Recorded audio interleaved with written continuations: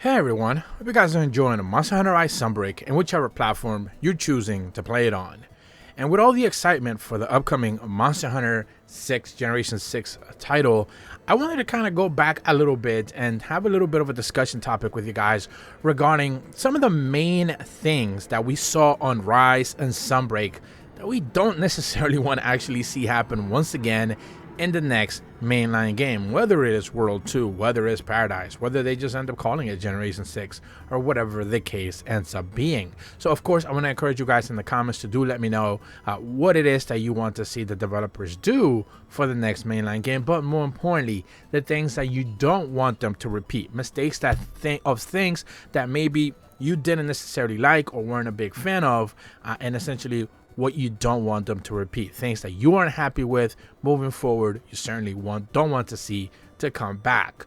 I have a list of 4 simple things, and we're going to start talking about paid DLC. Now I know I'm basically talking against the wall here when it comes to just asking Capcom to not do paid DLC, since essentially every game now does pay DLC post-launch, and a pseudo live service game like Monster Hunter has been for the past few years, and it's something that I'm sure they're going to be leaning heavily into the future, especially as they begin to cater to more casual players. Paid DLC will just end up becoming more and more prevalent. It has been more and more in the previous titles. Heading into Rise and Sunbreak, we saw probably the most amount of paid DLC. They dialed it back a little bit for Sunbreak, but at the end of the day, I think we saw maybe more than we needed. You had paid songs, paid layer armor, paid voice packs, paid so many things. Now of course none of these translated into actually being a better hunter, thankfully, but you could deck out your hunter and look and sound apart from the rest. And while I was supportive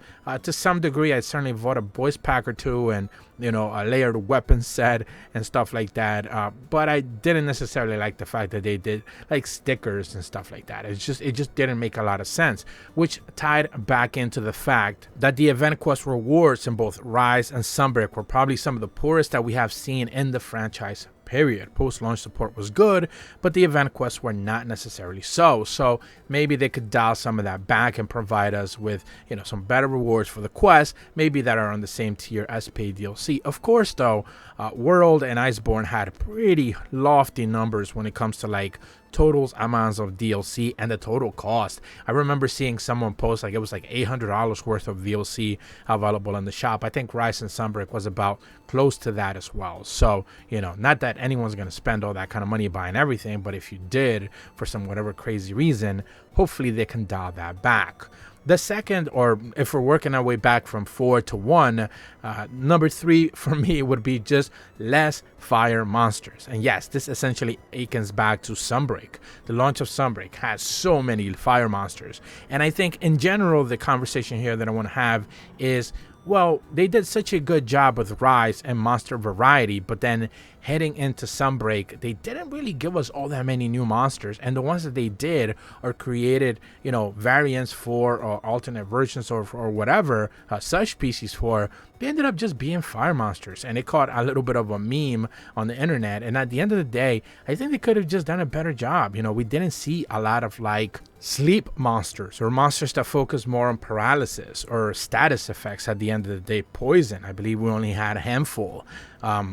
Blast, again, we didn't really get to see many of those, and Pyrak Nagadaki was probably the most prominent one, and didn't really stick out all that much. So at the end of the day, I think they could have done a much better job. Obviously more electric monsters would have helped. There, my favorite at the end of the day, but certainly they could have done a better job in that regard.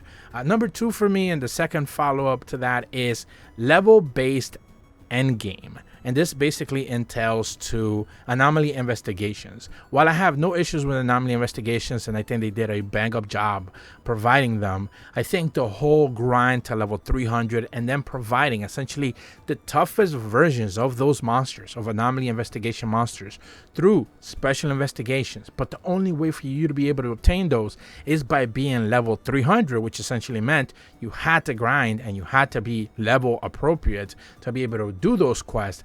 I don't think that is properly the right approach to be able to handle it. I'm sure there's other ways to be able to handle that type of content, and endgame content shouldn't be locked away to levels. Yes, it should be tied away to experience.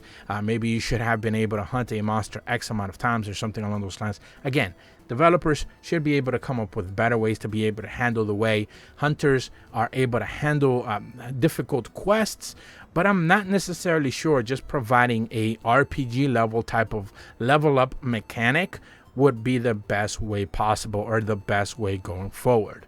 Hopefully special investigations would have been something that I think should have been attainable by most, but realistically speaking, I've spoken to this at previous times in the past.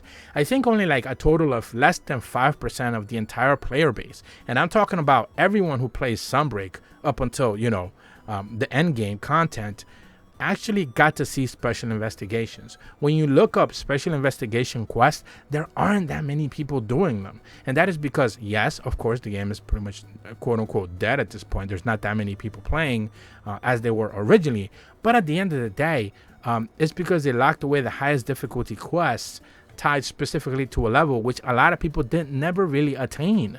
Not only that, they didn't give you enough good rewards to be able to get to that point. Remember, everything was like gap level based. So you got to 100, you did, you know, got a couple of things. You got to 200, you got a couple of things. You got to 250, you unlocked a certain amount of tier of monsters. Everything was tiered, numbered, leveled, and a lot of people just don't like that kind of stuff. So they didn't really put in the effort. And again, the grind was relatively steep. So, you know, I've ranked them. I've complained about that enough already. I don't really want to harp back into that. Certainly not heading into the future. Maybe I'll make one last rant video in a few months from now, just reminding people that hopefully Capcom doesn't do that again.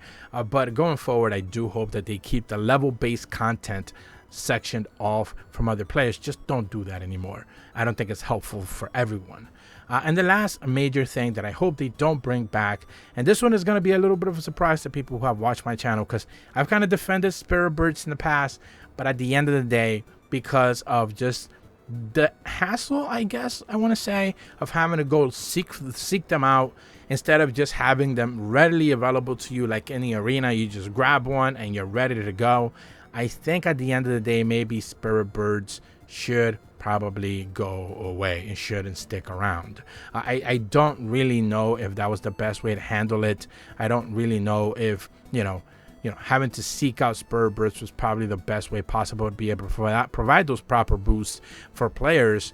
But at the end of the day, certainly a lot of people weren't too happy with them, and I think they could have done a much better job with that. Of course, those boosts are still readily available for players, and you can gain them in different ways, but at the end of the day, Spirit Birds probably should go away, and something that a lot of players probably don't necessarily want to see coming back. Now, there are a couple of other things like switch skill swaps and things of that nature that I don't necessarily think should be coming back, but I do have a separate video that I'm already working on regarding switch skill swaps, which I kind of go at length and I kind of go hard on them in the way that I don't think they really ever really worked as a foundation for this game, and something that I hope they certainly never bring back. So I'm going to be discussing about switch code swaps in a later video, because to me personally, that is the one that certainly I think they missed the entire ballpark completely with that, and hopefully going forward they don't even try to bring that idea back ever again. But that's about all the information. Certainly do let me know in the comments what is some of the things that you don't want to see come back in the future Monster Hunter game that we got to see introduced in both Rise and Sunbreak. If you're brand new to my channel though, be sure to leave a like and subscribe, hit the bell to receive notifications when the videos go up, and as always, thank you so much for watching. See ya.